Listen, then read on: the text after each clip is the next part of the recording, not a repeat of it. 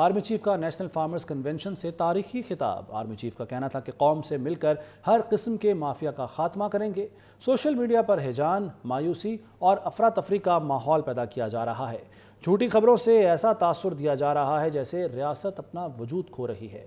پاکستان وسائل سے مالا مال ہے۔ دنیا کا بہترین چاول، پھل، گرینائٹ، سونا اور تانبا جیسے خزانے پاکستان کے پاس ہیں۔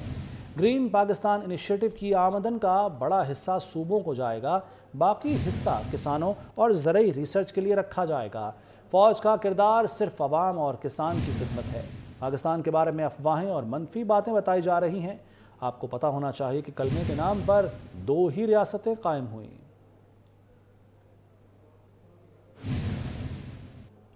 تو آپ کو آگاہ کر رہے ہیں کہ آرمی چیف نے خطاب کیا ہے، نیشنل فارمرز کنونشن سے مل کر ہر قسم کے مافیا کا خاتمہ کریں گے۔ سوشل میڈیا پر ہیجان، مایوسی اور افراتفری کا ماحول پیدا کیا جا رہا ہے۔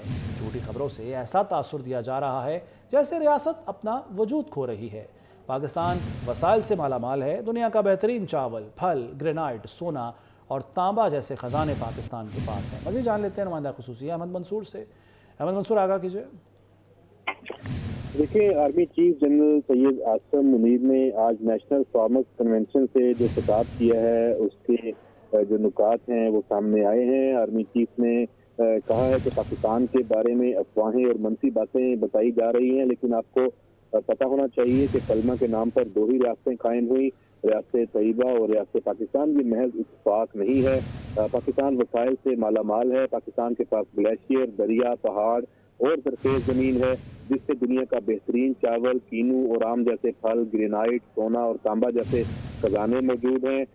آرمی چیف نے یہ کہا کہ گرین پاکستان انیشیٹو کا مقصد یہی ہے کہ ہمیں سب سے پہلے زراعت پر کام کرنا ہے۔ جو گرین پاکستان انیشیٹو کی آمدن کا بڑا حصہ صوبوں کو جائے گا، جبکہ باقی حصہ کسانوں اور زرعی ریسرچ کے لیے رکھا جائے گا۔ فوج کا اس میں رول صرف عوام اور کسانوں کی خدمت ہے، یہ آرمی چیف نے کہا، اور ساتھ کہا کہ تمام اضلاع میں زرعی مالز کا انعقاد کیا جائے گا جہاں کسانوں کو ہر طرح کی زرعی سہولیات میسر ہوں گی۔ آسان زرعی قرضوں، کولڈ سٹوریج کی چین، موسمیاتی تبدیلی کے تاثرات سے محفوظ بیج اور جینیٹیکلی انجینئرڈ لائف سٹاک کی فراہمی کو یقینی بنایا جائے گا۔ آرمی چیف نے اس خطاب میں یہ بھی کہا کہ ہر قسم کے مافیاتی قوم کے ساتھ مل کر سرکوبی کریں گے۔ سوشل میڈیا پر ہیجان، مایوسی اور افراتفری کا ماحول پیدا کر کے جھوٹی خبروں کے ذریعے یہ تاثر دیا جا رہا ہے کہ جیسے ریاست اپنا وجود کھوتی جا رہی ہے۔ یہ army chief general Syed Asim Munir نے انتہائی اہم جو نقطہ ہے یہ اٹھایا ہے۔ اس خطاب کے دوران جو کسان ہیں وہ بار بار پاکستان زندہ باد، نعرہ تکبیر کے نعرے لگاتے رہے۔ کسانوں نے پاک فوج زندہ باد کے نعرے بھی لگائے اس کنونشن کے دوران، اور ایک بھرپور یہ ایکٹیویٹی تھی جس پہ آرمی چیف کا جو خطاب ہے یہ احمد منصور ساتھ ہی رہے گا۔ سینئر صحافی جناب سلیم بخاری صاحب نے بھی جوائن کیا ہے، اسی پر ان سے بھی بات کر لیتے ہیں۔ بہت شکریہ سلیم بخاری صاحب آپ کے وقت کا۔ سر، جو آرمی چیف کا تاریخی خطاب ہے اس میں سب سے جو اہم باتیں وہ یہ سوشل میڈیا پر جو ہیجان پھیلایا جا رہا ہے، مایوسی اور افراتفری کا ماحول پیدا کیا جا رہا ہے، کردار کشی کی جا رہی ہے، جھوٹی خبروں سے تاثر دیا جا رہا ہے کہ ریاست اپنا وجود کھو رہی ہے، اس پر انہوں نے خاص طور پر بات کی ہے۔ کیسے دیکھتے ہیں آپ آرمی چیف کے اس خطاب کو؟ جی بالکل، آپ نے ٹھیک کہا ہے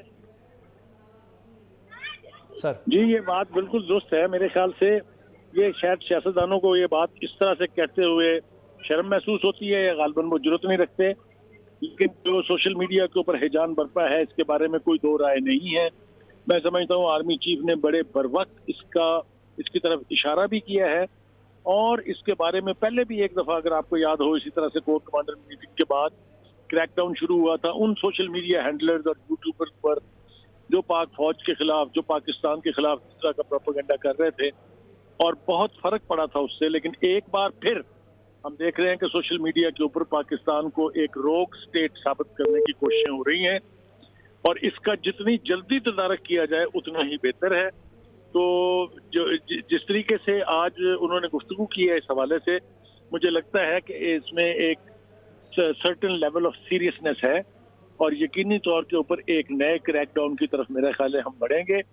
یہ بہت ضروری ہے اس لیے کہ پاکستان کی ریاست کے بارے میں، اسٹیٹ کے بارے میں، اس کے کانسٹیٹیوشنل جو انسٹیٹیوشنز ہیں ان کے بارے میں جس طرح کا زہر پھیلایا جا رہا ہے، یہ نہ پاکستان کے لیے بہتر ہے نہ پاکستانی قوم کے لیے، اور خود وہ لوگ جو اس کا حصہ بن رہے ہیں ان کو بھی یہ سمجھ ہونی چاہیے کہ یہ ان کے بھی حق میں نہیں ہے۔ اور میں سمجھتا ہوں کہ ہم آنے والے دنوں میں دیکھیں گے کہ کریک ڈاؤن جو ہے وہ بہت افیکٹولی جو ہے وہ لانچ کیا جائے گا اور کیا جانا چاہیے. میرا نہیں خیال کہ اس کو آپ آزادی صحافت کہہ سکتے ہیں یا آزادی رائے کا نام دے سکتے ہیں.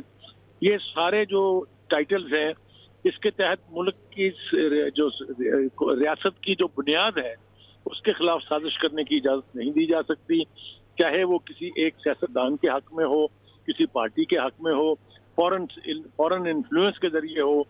ہمیں معلوم ہے اچھی طرح سے کہ یہ فنڈنگ کہاں سے ہوتی ہے. ان سارے یوٹیوبرز کو، سوشل میڈیا ہینڈلرز کو جو ویسٹ میں بیٹھے ہیں، جو انڈیا میں بیٹھے ہیں، آپ حیران ہوں گے سن کے. آج ہی ہمیں یہ بھی بتایا گیا ہے کہ 250 کے قریب ایسے اکاؤنٹس ہیں، مشاہد حسین نے یہ ٹی وی کے اوپر کہا ہے، جو ہندوستان سے آپریٹ ہو رہے ہیں.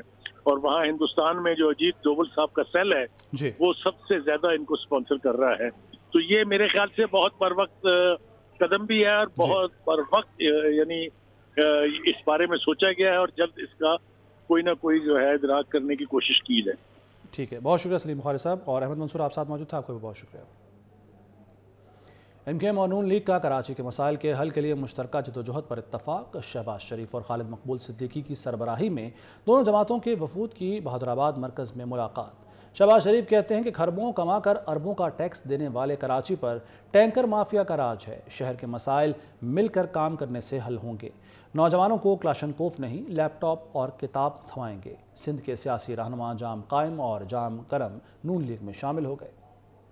کراچی کے مسائل حل کرنے کے لیے ایم کیو ایم اور مسلم لیگ نون ایک پیج پر. سابق وزیر اعظم شہباز شریف کی قیادت میں مسلم لیگ نون کا وفد ایم کیو ایم کے مرکز بہادرآباد پہنچا. عام انتخابات سے متعلق مختلف امور پر مشاورت ہوئی. میڈیا سے گفتگو میں شہباز شریف کا کہنا تھا کہ کراچی پاکستان میں سب سے بڑا کماؤ شہر ہے، کھربوں کما کر اربوں کا ٹیکس دیتا ہے، مگر یہاں ٹینکر مافیا کا راج ہے. سڑکیں ٹوٹ پھوٹ کا شکار ہیں. نوجوانوں کو کلاشنکوف نہیں، لیپ ٹاپ اور کتابیں تھمائیں گے. الیکشن سے ترقی اور خوشحالی کا سفر شروع ہوگا. ایک طرف ایم کیو ایم اور نون لیگ ساتھ مل کر چلنے کا عزم کر رہے ہیں اور کراچی کے مسائل مشترکہ طور پر حل کرنے پر اتفاق کر چکے ہیں، تو دوسری طرف شہر قائد میں ایم کیو ایم اور نون لیگ آمنے سامنے بھی ہیں.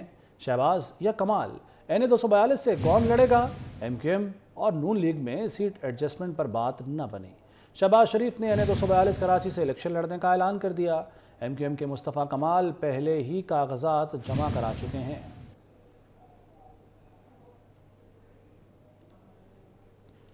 نون لیگ کسی جماعت سے وسیع تر انتخابی اتحاد نہیں کرے گی. محدود پیمانے پر سیٹ ایڈجسٹمنٹ کی جائے گی. اسحاق ڈار کہتے ہیں مولانا فضل الرحمان سے احترام کا رشتہ ہے. احترام ایک طرف ہے، انتخابات ایک طرف. سیٹ ایڈجسٹمنٹ کی جو اصولی فیصلے ہوں گے وہ قیادت ہی کر سکتی ہے. میں تو آپ کے اس پہ کوئی کیٹیگورک کامنٹ نہیں دے سکتا. یہ براڈ ایڈجسٹمنٹ کہ جی پورے کا پورا الائنس ہے اور پورے پاکستان میں اس طرح کا کوئی ارینجمنٹ کسی پارٹی سے نہیں ہے. مولانا فضل الرحمان صاحب کے لیے بہت عزت احترام ہے. ہم نے بہت وہ ہماری اس پی ڈی ایم کی حکومت کا حصہ بھی تھے اور ہم نے اکٹھے کام کیا. انشاءاللہ دیکھیں احترام ایک طرف ہے، الیکشن ایک طرف ہے، اور اس میں اپنی پارٹی کے لحاظ سے اپنی ذمہ داریاں، لیڈرشپ کی جو ذمہ داریاں ہیں اس کو نبھانا ایک طرف ہے. تو تینوں چیزوں کو بیلنس کرتے ہوئے ہم آگے بڑھیں گے اور انشاءاللہ کوئی اس میں گھبرانے کی ضرورت نہیں ہے. سابق ایم کیو ایم رہنما رضا ہارون اور انیس ایڈوکیٹ جالے بن گئے. آصف زرداری سے ملاقات میں پیپلز پارٹی میں شمولیت کا اعلان کیا. سابق صدر نے دونوں رہنماؤں کو خوش آمدید کہا. ملاقات میں شہر قائد کی ترقی، خوشحالی، قیام امن پر گفتگو ہوئی. آصف زرداری نے کہا کہ پیپلز پارٹی کا چارٹر آف کراچی شہر پر دور رس اثرات مرتب کرے گا. پیپلز پارٹی کراچی والوں کی جماعت ہے. آصف زرداری نے کراچی کے مستقبل کو دبئی سے تشبیہ دیتے ہوئے کہا، ہم چاہتے ہیں پوری دنیا سے سرمایہ کاری کراچی آئے. چیئرمین پی ٹی آئی کو بلہ پھر چھن جانے کا خدشہ. Chairman P T I barrister Gohar Ali Khan کہتے ہیں کہ بلہ واپس لیا تو 227 نشستیں کسے ملیں گی؟ الیکشن شفاف نہیں ہوئے تو جمہوریت ڈیریل ہوگی. الیکشن کمیشن اپنی ذمہ داری ادا کرے. عدلیہ سے التماس کرتے ہیں کہ اگر ایسے حملے کیے جائیں گے تو وقت سے پہلے اس کا تدارک کیا جائے. فیئر اینڈ ٹرانسپیرنٹ الیکشن کراؤ اور انشاءاللہ 8 تاریخ کو پبلک بولے گی. یہ عوام فیصلہ کریں گے. ہماری عوام سے تو امید ہے، درخواست ہے کہ وہ پرامن رہے لیکن ان کے بنیادی حق سے محروم نہ کرے. ایسا درخواست ہے کہ اس مسئلے کو دیکھے. یہ بیٹ کا مسئلہ ضروری ہے.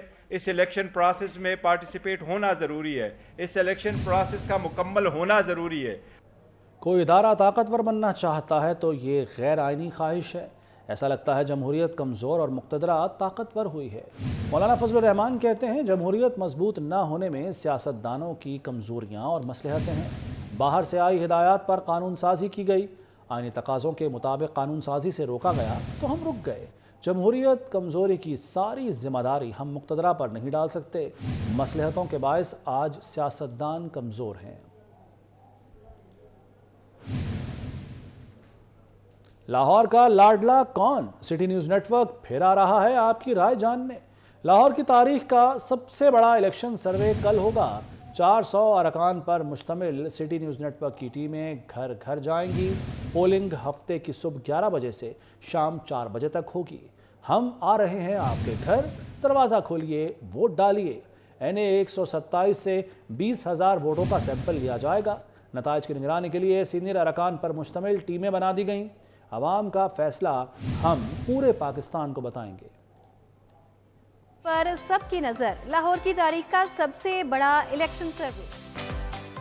تخت لاہور پر سب کی نظر، مگر لاہور کسے دیکھنا چاہتا ہے تخت پر؟ الیکشن سے پہلے election, city news network ایک بار پھر آ رہا ہے آپ کی رائے جاننے۔ لاہور کی تاریخ کا سب سے بڑا الیکشن سروے۔ اس بار ہم نے انتخاب کیا ہے قومی اسمبلی کے حلقہ NA 127 کا۔ 400 ارکان پر مشتمل ہماری ٹیمیں گھر گھر جائیں گی اور ووٹ اکٹھا کریں گی۔ تو ہم آ رہے ہیں آپ کے گھر، دروازہ کھولیے، ووٹ کاسٹ کیجیے۔ انتخابی گہما گہمی شروع، سیاسی پہلوان اکھاڑے میں اترنے کو تیار۔ لاہور ایک بار پھر سب کی آنکھ کا تارا بن گیا، مگر لاہور کیا دیکھتا ہے؟ شہری کیا سوچتے ہیں؟ کون مارے گا میدان؟ شیر دھاڑے گا، تیر چلے گا یا بلے کی ہوگی بلے بلے؟ الیکشن کی دوڑ میں ترازو کے پلڑے میں کتنے ووٹ آئیں گے؟ الیکشن 2024 میں دیگر جماعتوں کا کتنا حصہ ہوگا؟ مسلم لیگ نون، پیپلز پارٹی، پاکستان تحریک انصاف، جماعت اسلامی، مسلم لیگ کاف، تحریک لبیک سمیت دیگر جماعتیں میدان میں ہیں۔ لاہور کسے چنے گا؟ سٹی نیوز نیٹ ورک اپنی روایت کو دہراتے ہوئے ایک بار پھر کرا رہا ہے تاریخ کا سب سے بڑا الیکشن سروے۔ پولنگ کا آغاز ہفتے کی صبح 11 بجے سے شام 4 بجے تک ہوگا۔ سٹی نیوز نیٹ ورک کی 400 ٹیمیں تیار۔ NA 127 میں کل گھر گھر پہنچیں گی، آپ کے دروازے پر بھی آئیں گی۔ حلقے سے کم از کم 20,000 ووٹ اکٹھا کرنے کا ٹاسک۔ آپ بھی سروے میں اپنا حصہ ڈالیے۔ پولنگ سے لے کر ووٹوں کی گنتی تک کا عمل شفاف بنایا جائے گا۔ نگرانی کے لیے مانیٹرنگ سیل بن گیا۔ سینئر ارکان پر مشتمل ٹیمیں نگران ہوں گی۔ سٹی نیوز نیٹ ورک نے 2018 کے الیکشن میں بھی ایسا ہی ایک سروے کرایا تھا۔ ہمارے بتائے نتائج 100% درست ثابت ہوئے۔ 2024 میں لاہور کا سلطان کون؟ فیصلہ آپ کا ووٹ کرے گا۔ پنجاب میں دہشت گردوں کے خلاف برسر پیکار کاؤنٹر ٹیررزم ڈپارٹمنٹ کو جدید اور مضبوط بنانے کا مشن۔ CTD اہلکاروں کو جدید خطوط پر تربیت ملے گی۔ وزیر اعلیٰ پنجاب نے CTD ٹریننگ اسکول کا افتتاح کر دیا۔ محسن نقوی کا محکمہ انسداد دہشت گردی کو ٹیکنالوجی اور سہولتیں دینے کا اعلان۔ CTD کی کارکردگی کو بے مثال قرار دے کر دہشت گردی کے خلاف اراول دستے کے کردار کی تعریف۔ افسران اور جوانوں کو ہیرو قرار دے دیا۔ وزیر اعلیٰ پنجاب سید محسن نقوی لاہور کے تاریخی حسن کی بحالی کے لیے متحرک۔ لاہور کو حقیقی معنوں میں پھولوں کا شہر بنانے کی جانب انقلابی اقدام۔ شہر کی تاریخی عمارتوں کی حفاظت کا مشن تیزی سے جاری ہے۔ وزیر اعلیٰ نے خصوصی رکشے میں بیٹھ کر شالامار باغ کا دورہ کیا، باغ کی صورتحال کا جائزہ لیا۔ شالامار باغ کی پرانی حیثیت بحال کرنے کا عزم۔ جلو پارک اور بوٹینیکل گارڈن جلو کا بھی دورہ کیا۔ لاہور کو حقیقی معنوں میں پھولوں کا شہر بنانے کی جانب انقلابی اقدام۔ شہر کی تاریخی عمارتوں کی حفاظت کا مشن۔ سید محسن نقوی لاہور کے حسن کی بحالی کے لیے متحرک۔ وزیر اعلیٰ نے خصوصی رکشے میں بیٹھ کر شالامار باغ کا دورہ کیا، باغ کی صورتحال کا جائزہ لیا۔ DG وارڈ سٹی اتھارٹی نے وزیر اعلیٰ سید محسن نقوی کو شالامار باغ کی بحالی کے پروجیکٹ کے بارے میں بریفنگ دی۔ وزیر اعلیٰ کا شالامار باغ کے اطراف غیر قانونی تعمیرات کے خاتمے کا حکم۔ شالامار باغ کو پرانی تاریخی حیثیت میں بحال کریں گے۔ وزیر اعلیٰ سید محسن نقوی نے واضح کر دیا کہ شالامار باغ کی عمارت کے تاریخی ورثے کو محفوظ کیا جائے گا۔ بیرونی دیوار کے ساتھ بارش کے دوران جمع ہونے والے پانی کی نکاسی کے پائیدار حل کی ہدایت۔ وزیر اعلیٰ نے MD واسا کو موقع پر ہی طلب کر لیا اور مسئلے کے حل کے لیے احکامات جاری کیے۔ جلو پارک اور بوٹینیکل گارڈن جلو کا بھی دورہ کیا۔ جلو پارک میں ٹوٹی سڑکیں، خراب صورتحال پر وزیر اعلیٰ سید محسن نقوی برہم ہو گئے۔ جلو پارک کو اپ گریڈ کرنے کا پلان طلب کر لیا۔ पार्क का इंतजाम महकमा जंगलात से PHA को देने के लिए फौरी इक़दामात की हिदायत कर दी। पुल की सीढ़ियों पर पेंट और लकड़ी के पुश्तों को तब्दील करने का भी कहा। वज़ीर आला सैयद मोहसिन नकवी ने तितली घर का भी मुआयना किया।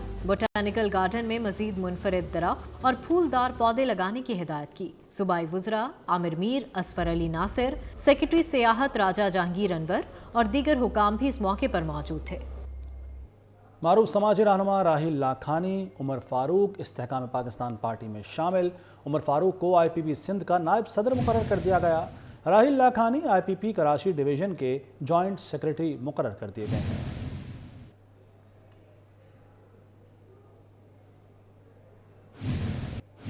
साबिक वज़ीर शीरी मज़ारी की साहबजादी ईमान ज़ैनब मज़ारी शादी के बंधन में बंध गई। उन्होंने वकील अब्दुल हादी से शादी की तस्वीर सोशल मीडिया पर शेयर कर दी।